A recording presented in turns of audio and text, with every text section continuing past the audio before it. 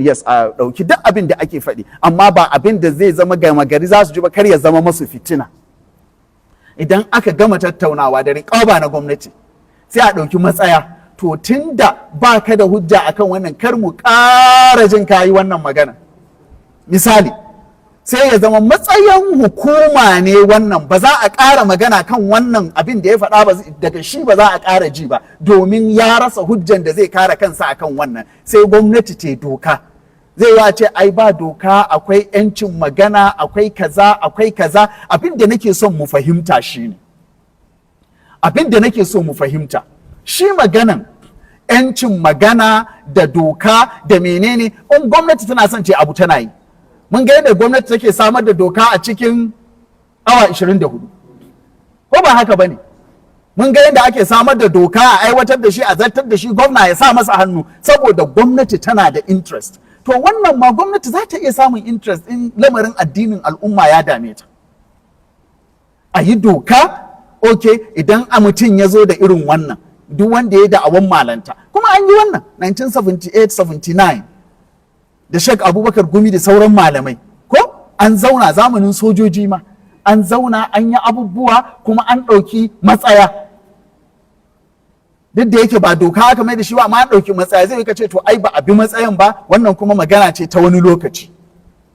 Dan ba haƙƙina ne ko haƙƙinka tirsasa bin matsaya ba, wannan ba da alaƙa da malami, haƙƙin gwamnati ne.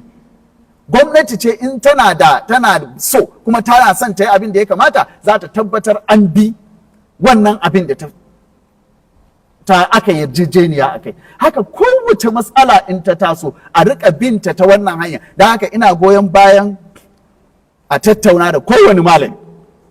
Yanzu wanda suka fito suna fitinan al'umma da sunan alƙur'ani da ƙin hadisi, ba laifi a zauna da su da irinsu wanda suka dace da su. Ba wai dole ana nufin sai sun zauna da manyan malamai ko kaza, kuma ba zama ne da za a yi a bainal mala'i, zama ne da za a yi a tsare. Idan aka yi wannan aka sami matsaya, to sai ya zama wannan matsaya ne, ana da record na duk abin da aka yi, ana da record kila video da audio a rubuce ga duk yanda aka yi abin, to sai a tabbatar da wannan matsaya ne.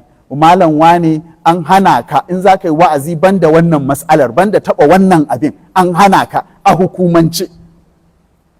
Ina fatan mun fahimta. Ni ina ganin wannan shine halli. To a matsala ta yanda aka yi zaman tattaunawa da shi, akwai huruqat, abin da aka fitar da shi jama'a so gani, akwai huruqat. Sannan irin matakin da aka ɗauka bayan nan, aka yanke mashi hukuncin kisa akan yayi zagi ga janabin manzan Allah. Ina fatan mun fahimta. To wannan shine ni nake da saɓani a ciki.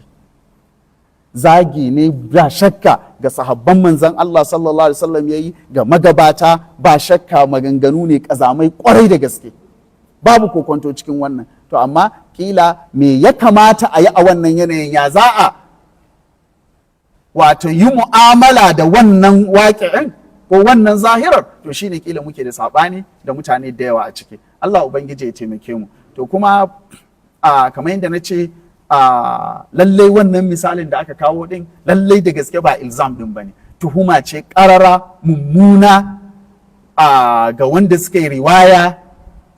Ba wai yana kokarin ya ce abin da suka ruwaita kenan, wal iyazu billahi, kuma ba abin da suka ruwaita din ba kenan. Duk da wani ma har wannan din zai iya daukan shi a babin ilzami, amma dai baya daga cikin babin ilzam wannan.